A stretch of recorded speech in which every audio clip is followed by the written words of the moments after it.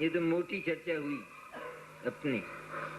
अब इसमें बारीक चर्चा है कि हम इसी व्यवहार और निश्चय में, ये शुद्ध ज्ञान की चर्चा है, ज्ञान पर्याय की, उसमें कहाँ भूल कर जाते हैं। जब अनादि वासना पड़ी रहती है तो हमारा जो ज्ञान प्रति समय विशेष विशेष रूप होता हुआ अनेक करवटें लेता है, विविध प्रकार की, तो हम अपने आप को ज्ञान स्वरूप स्वीकार करते हुए भी ज्ञान के उन विशेषों में हम मुग्ध हो जाते हैं, उन विशेषों के स्वरूप को भूल जाते हैं।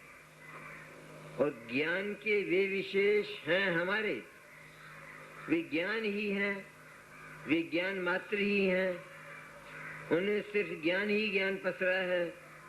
यह न जानकर उन विशेषों को कुछ खास बात मानकर, कुछ विशेष मानकर हम उनमें मोहित हो जाते हैं। और यह मोह उस अनादि वासना का ही फल है। जैसे हम देह के साथ एकत्व करते हैं, ठीक ऐसा का ऐसा एकत्व ये ज्ञान के विशेषों का है। जो पाप उसमें होता है मिथ्या दर्शन का, वही पाप इसमें होता है, क्योंकि वहां साक्षात देह के साथ एकत्व था, कर्म के साथ था, रागादि के साथ था। यहाँ जो ज्ञान के विशेष ज्ञान थे, हमारे ही थे, हम ही थे। उन ज्ञान के विशेषों को हमने ज्ञान से कुछ अन्य माना, क्योंकि आदत पड़ी हुई है ना, इसलिए ज्ञान से कुछ अन्य माना।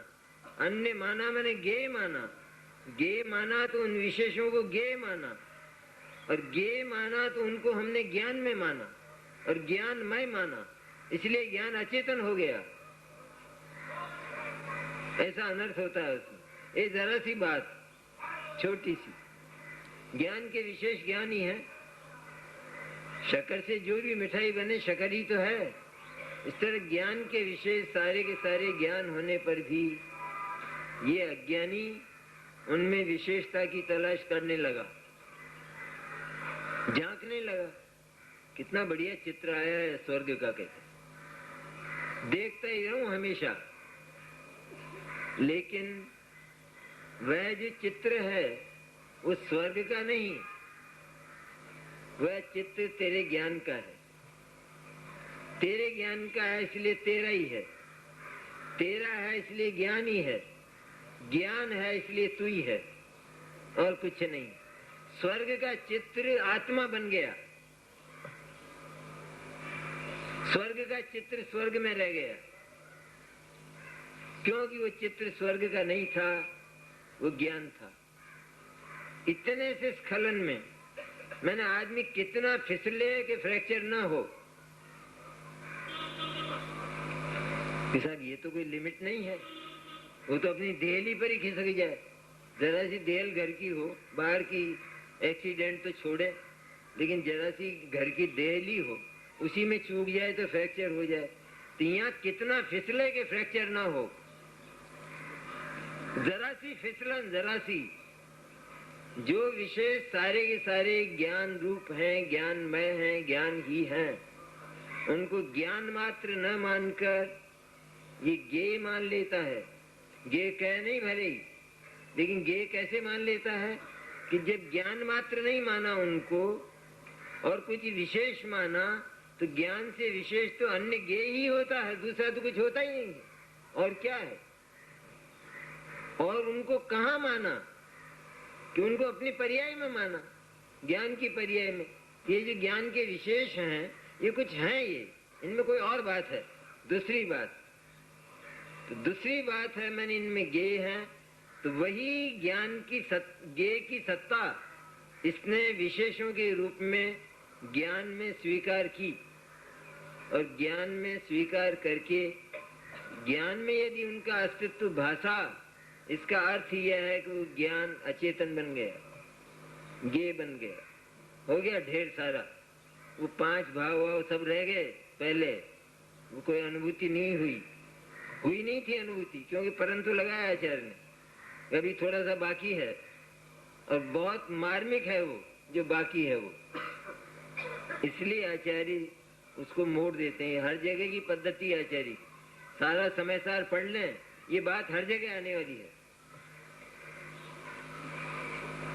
उसमें भी आई छठी गाथा में, प्रमत्त अप्रमत्त नहीं है, क्या नहीं है, बस हो गया काम, पूरा तो हो गया काम। फिर दूसरा पैराग्राफ इतना लंबा क्यों लिखा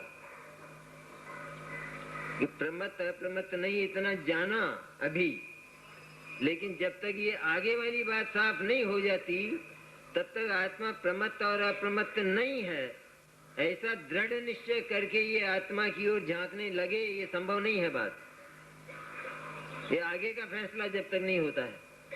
इसी तरह यहाँ भी 5 भाव का फैसला हो गया, लेकिन ये आगे का फैसला जब तक नहीं होता है तब तक अनुभूति नहीं होगी। ज्ञान शुद्ध होने पर भी उसका शुद्ध अनुभव नहीं होगा।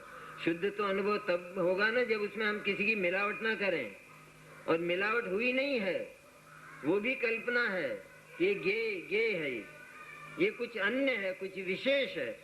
विशेष है अर्थात कोई दूसरी बात है, दूसरी चीज है, जैसे कुछ नहीं हो रास्ते में और किसी ने भ्रम पैदा कर दिया, वहां पर पत्ता खड़खड़ाया पेड़ का, हवा चल रही थी और पेड़ का पत्ता खड़खड़ाया, तो खड़ा होकर सोचने लगा बात कुछ और है गंभीर।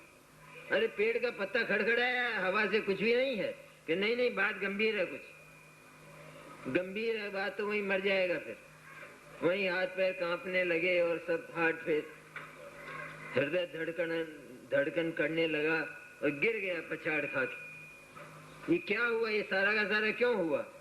इसके कारण की तलाश करे और डायग्नोसिस करे तो क्यों हुआ ये।